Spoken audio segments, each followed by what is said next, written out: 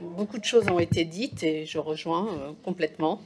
Le problème, c'est la méthode. L'urbanisme, il ne s'agit pas simplement d'aménager comment dirais-je, des rues.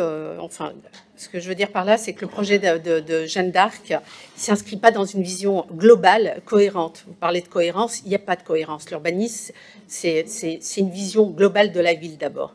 Et ça ne se résume pas au centre-ville non plus. Donc, il s'agit donc d'une transposition de modèles déjà appliqués ailleurs, comme le Courberia, l'avenue Auguste Samba, sans concertation, malgré une forte opposition des habitants et des commerçants. Ce projet que vous imposez, toujours d'une manière autoritaire, pose problème, on l'a vu ce matin. Nous sommes bien entendu favorables à la mobilité douce, ça je maintiens, il faut une mobilité douce, même si celle-ci doit être pensée de façon réfléchie et concertée. L'urbanisme ne se fait pas par petits morceaux, comme je viens de le dire, il doit s'inscrire dans une approche globale, intégrée et cohérente. Donc vos projets, malheureusement, j'ai toujours le sentiment, enfin, des projets qui sont malheureusement pas imaginatifs et pas innovants. Il faudrait voir un petit peu ce qui se fait ailleurs. Donc il ne suffit pas d'élargir des trottoirs, de créer une piste cyclable, de planter quelques arbres pour prétendre qu'on crée des espaces publics pour répondre aux enjeux climatiques. Ça va au-delà de ça. Donc il est vraiment temps d'apporter des solutions pertinentes, tout en soutenant le tissu commercial local, en collaborant avec eux, en assurant leur pérennité et ne pas voir ce qui se passe au centre-ville, et en renforçant leur position afin d'éviter une nouvelle vague de fermeture. Donc, il y a d'autres modèles d'aménagement.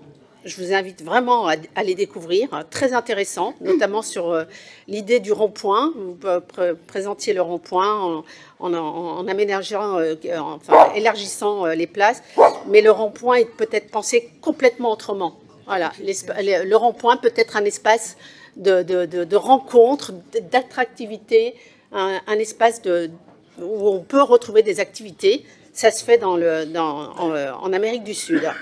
Un projet très intéressant. Donc, je dis que ce projet, il doit vraiment s'inscrire dans une vision d'aménagement urbain global. À partir du moment où on constate qu'à chaque fois que vous intervenez, il y a une contestation forte et émergente, il faudrait peut-être s'interroger. Aujourd'hui, Grenoble, et ça vous ne pouvez pas le nier, est une ville qui est fracturée. Elle est éclatée en morceaux. Et ça depuis pas mal de décennies maintenant, sur tous les plans, social, économique, urbanistique, sécuritaire. Nous voyons se creuser des divisions qui éloignent les citoyens les uns des autres. Plutôt que de saisir l'occasion de recoudre ces fragments, comme Grenette et Place Victor Hugo auraient été une possibilité de recoudre ces deux espaces et agrandir la vieille ville, avec le quartier Championnet, avec le quartier Beria, etc. Ben ces occasions ne sont pas saisies, parce que vous avez décidé de mettre votre autoroute à vélo coupant donc place Victor Hugo avec place Grenette. Donc aujourd'hui, la ville, elle devient un vrai puzzle, disloqué, sans lien, sans cohérence. Comment ? Oui, et je trouve regrettable parce que c'était l'occasion vraiment de construire un nouveau lien social, de créer un véritable bien-être pour l'ensemble des habitants, comme votre fameux slogan, ville apaisée, il est bon de vivre, etc. Mais en prenant soin de chaque quartier, de chaque rue, qu'elle soit résidentielle ou commerçante.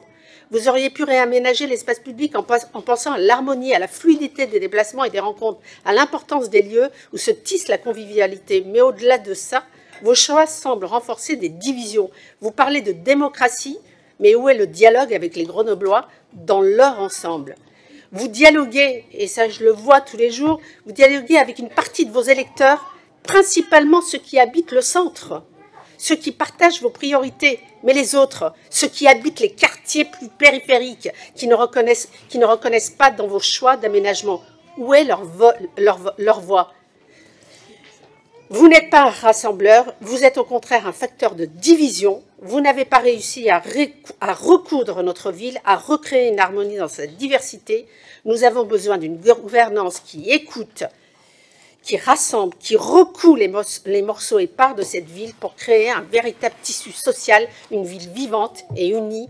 Grenoble mérite mieux, mérite un projet fédérateur, pas des décisions qui ne font qu'exacerber les clivages. Il faut être à la hauteur de cette responsabilité, rassembler, n'excluez pas, tisser des liens, ne déchirez pas. Gouverner, c'est dialoguer, le vivre ensemble commence par l'écoute des citoyens. Et vous nous avez encore démontré ce matin que le dialogue ne fait pas partie de votre ADN. Et je trouve ça regrettable. Et vos éléments de langage, ville apaisée, ville ensemble, vivre ensemble, il faut changer de slogan parce qu'on n'est vraiment pas là-dedans. Voilà. Je vous remercie.